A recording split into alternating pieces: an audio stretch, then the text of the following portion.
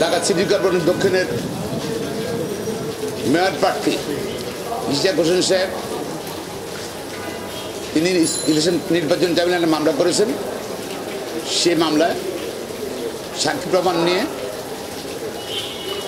তাপসের যে নির্বাচিত সেটা গ্যাজেটটা বাতিল করেছে আদালত। পাশাপাশি ইশতিয়াককে ঢাকা সিটি কর্পোরেশন দক্ষিণের মেয়র হিসেবে ঘোষণা করেছে এবং আদালত এটাও নির্দেশ দিয়েছে 10 দিনের ভিতর নির্বাচন কমিশন যেন গ্যাজেট প্রকাশ করে। নির্বাচন কমিশন তারা নিজের কমিশন ইন্ডিপেন্ডেন্ট বডি সাংবিধানিকভাবে। তারপর তারা তাদের একটা চিঠি গতকাল উল্লেখ করেছি, আমরা গত পরশু উল্লেখ করেছি যে একটা চিঠি তাদের দেখিয়েছে তারা আইন মন্ত্রণালয়ের মতামত জন্য চেয়েছিল। আইন মন্ত্রণালয়ের কোনো মতামত দেয়নি। তবে একটা প্রেস ব্রিফিংয়ে দেখেছি মাননীয় আইন উপদেষ্টা বলেছেন এটা নির্বাচন কমিশন স্বাধীন, তারা সিদ্ধান্ত নেবে, আমরা আইন মন্ত্রণালয় থেকে কোনো অপিনিয়ন দেব না। তারপর নির্বাচন কমিশন সার্বিক বিবেচনা করে তারা গ্যাজেট প্রকাশ করেছে।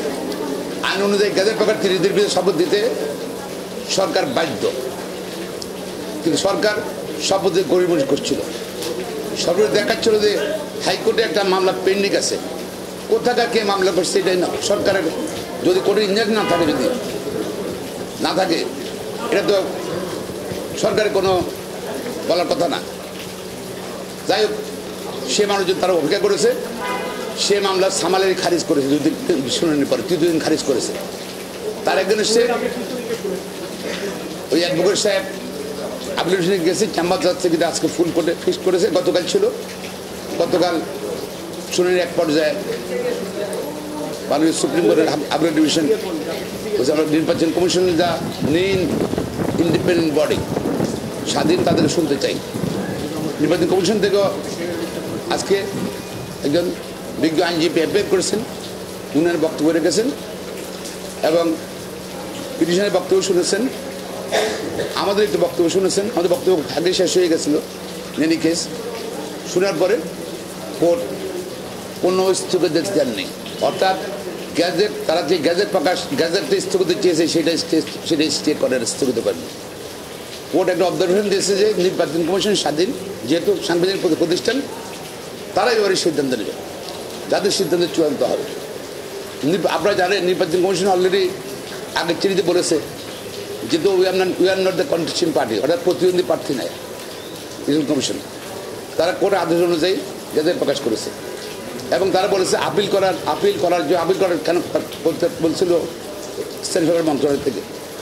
তারা বলছে পরীক্ষা নিতে বলছে যে যেহেতু তারা পার্টি না এবং এখানে ইলেকশন কমিশন কখনোই কন্টেস্ট করে না, পার্টিরা কন্টেস্ট করে নির্বাচন ট্রাইব্যুনাল মামলাগুলোতে। আর আপিল করার জন্য কোনো হেতুবাদ নেই, অর্থাৎ কোনো গ্রাউন্ড নেই, তারা আপিল করবে না। জি, আপিল করবে না। শুধু আজকে যে আদেশটা হলো, মামলাটা তাদের লিভ দেয় নেই, লিভ গ্র্যান্ট করে নেই, কোনো স্থগিতাদেশ দেয় নেই এবং নিষ্পত্তি করেছে বলছে যে নির্বাচন কমিশনেই সিদ্ধান্ত চূড়ান্ত হবে।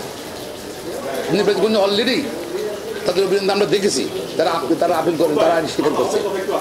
জি, সুতরাং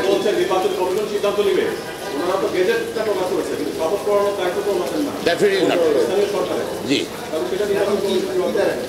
নির্বাচন কমিশনের সিদ্ধান্ত চূড়ান্ত বলছে। এটা নির্বাচন কমিশন সিদ্ধান্ত তারা আগে নিয়েছে, পুনরায় সিদ্ধান্ত দেবে না আমাদের এটা ঠিক আছে। তা তো দেখুন back out, election commission cannot back out from their earlier opinion. অর্থাৎ আগে যে ওপিনিয়ন দিয়েছে সেখান থেকে তারা সুযোগ নাই। সুতরাং তারা একই রকম সিদ্ধান্ত নিলে শপথ দিতে সরকার বাধ্য হবে আজকে। তাহলে এবং এখন হলো শুধু ট্রাইব্যুনাল নয়, মহামান্য হাইকোর্টের রায়, সুপ্রিম কোর্টের রায় তার ঠেকাই চেয়েছিল। তারা ইশতিয়াকের শপথ ঠেকানোর জন্য বহু চেষ্টা করেছিল, সেটা পুরোপুরি ব্যর্থ হয়েছে। এখন নির্বাচন কমিশন এখন যদি আবার সিদ্ধান্ত নেবে, সিদ্ধান্তের আলোকে সরকার শপথ দিতে বাধ্য।